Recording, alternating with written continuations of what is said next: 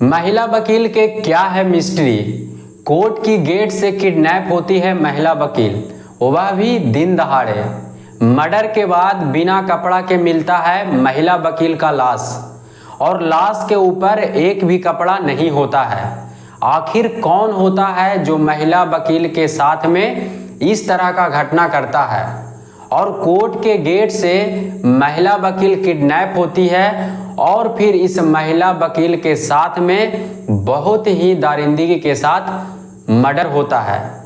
और मर्डर करने वाला कभी नहीं सोचा होगा कि मैं पकड़ा जाऊंगा, और आखिरकार इस मर्डर में जितने भी लोग शामिल होते हैं सब लोग को पुलिस गिरफ्तार कर लेता है। लेकिन जब आप इस कहानी के बारे में सुनेंगे तो आप भी सोचने पर मजबूर हो जाएंगे। तो कहानी शुरू करने से पहले मैं आपको बता दूं कि मेरा नाम गुड्डू है और मैं इस चैनल पर क्राइम की कहानी आप लोगों को सुनाता हूं।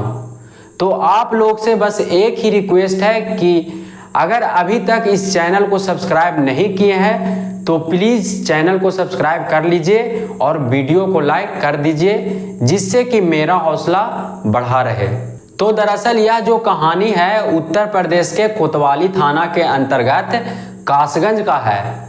3 सितंबर 2024 को महिला वकील अपना पति के साथ में जिला न्यायालय में ड्यूटी करने के लिए जाती है।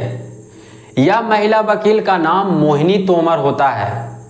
यह महिला वकील को इसका पति विजेंद्र तोमर जो होता है 2 बजे जिला न्यायालय के पास में ड्यूटी करने के लिए छोड़कर चला जाता है। अब यहाँ पर विजेंद्र तोमर को कुछ समय के बाद कॉल जाता है और बताया जाता है कि आपकी पत्नी को कोर्ट के दरवाजा से किडनैप कर लिया गया है। अब यहाँ पर विजेंद्र तोमर जो होता है वह जिला न्यायालय के पास में आता है और देखता है कि मेरी पत्नी गायब है। अब विजेंद्र तोमर जो होता है अपनी पत्नी के मोबाइल पर कॉल लगाता है, तब मोबाइल जो होता है बंद बताता है।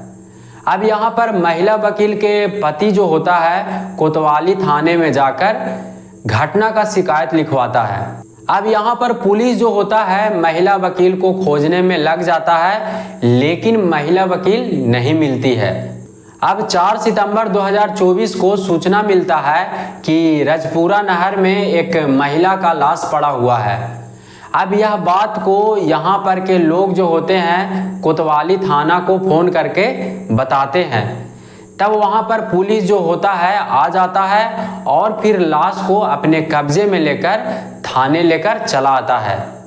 अब यहाँ पर जब महिला का लाश नहर में मिलता है तब महिला के ऊपर एक भी कपड़ा नहीं होता है और महिला का लाश निवस्त्र होता है और महिला के शरीर के ऊपर बहुत सारा चोट का निशान होता है।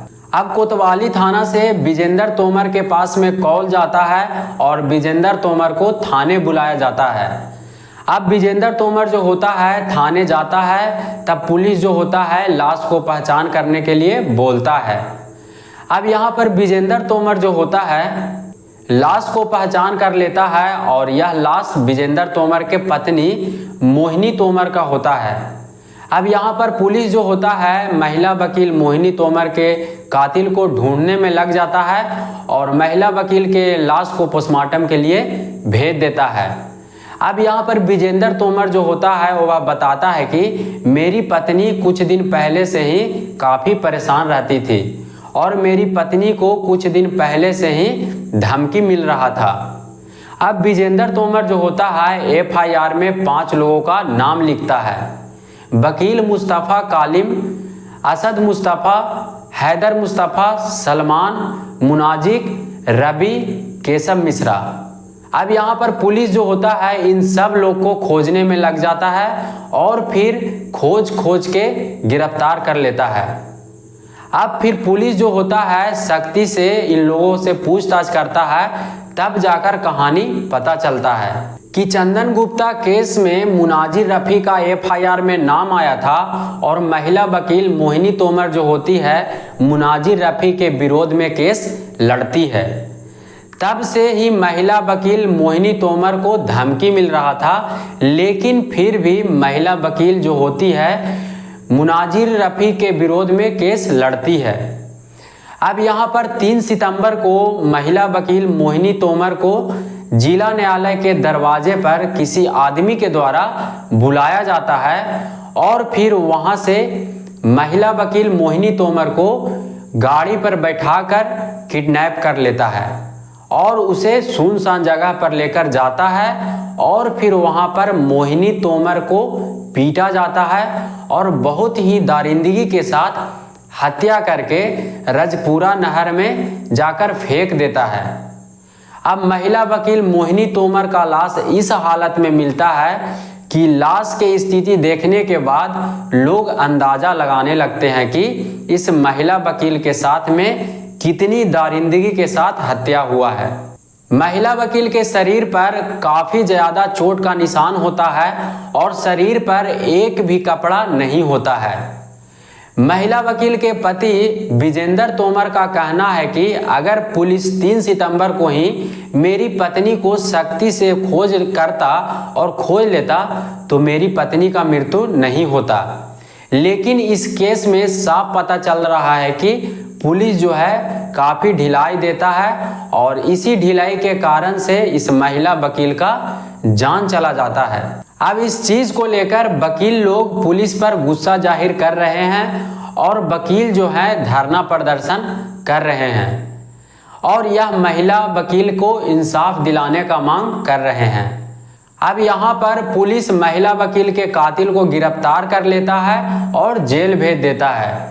अब यहाँ पर पता चलता है कि इस महिला वकील के अपहरण और हत्या में वकील मुस्तफ़ा कलीम, असद मुस्तफ़ा, हैदर मुस्तफ़ा, सलमान, मुनाजिर, रवि, केसर मिश्रा, इन लोगों के द्वारा प्लानिंग बनाया जाता है और फिर जिला न्यायालय के दरवाजे से महिला वकील मोहिनी तोमर को अपहरण किया जाता है और दरिंदगी के साथ हत्या किया जाता है।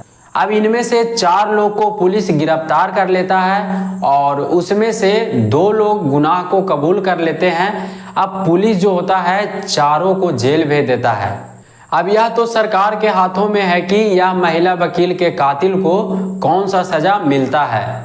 ऐसे आप देखेंगे तो यह घटना का शुरुआत क्रिकेट टीम से होता है। 2 टीम में मैच होता है और इसी दौरान 2 टीम आपस में झगड़ा कर लेते हैं और फिर यह जो केस होता है कोर्ट में चला जाता है और केस के 2 टीम में से एक टीम का वकील मोहिनी तोमर होती है। यहाँ से कहानी शुरू होता है और फिर महिला वकील मोहिनी तोमर के हत्या तक पहुँच जाता है, जो कि महिला वकील मोहिनी तोमर ने कभी नहीं सोची होगी कि मेरे साथ में इस तरह का घटना होगा। लेकिन महिला वकील को बहुत दिन पहले से ही धमकी मिल रहा था, लेकिन महिला वकील जो होती है वह थाने में शिकायत नहीं करती है और इस बात को हल्के में लेकर केस लड़ते रहती है। लेकिन महिला वकील के पति का कहना है कि जब से मेरी पत्नी को धमकी मिल रहा था तब से मेरी पत्नी काफ़ी परेशान रहती थी, लेकिन परेशान होने के बावजूद भी थाने में शिकायत नहीं लिखवाती है। अब यहाँ पर पुलिस जो है और भी जांच करने में लगा हुआ है। खैर, इस घटना को बताने का मेरा उद्देश्य नफरत फैलाना नहीं, बल्कि आप लोगों को जागरूक करना है, सचेत करना है और कहानियों के द्वारा समझाना है। खैर, इस विषय पर आप लोग का क्या कहना है आप लोग कमेंट में ज़रूर लिखिएगा और इस वीडियो को जितना हो सके शेयर कीजिए और महिला वकील मोहिनी तोमर को सपोर्ट करिए, इंसाफ दिलाइए। बाकी मिलते हैं अगले किसी कहानी के साथ में। वीडियो पूरा देखने के लिए धन्यवाद।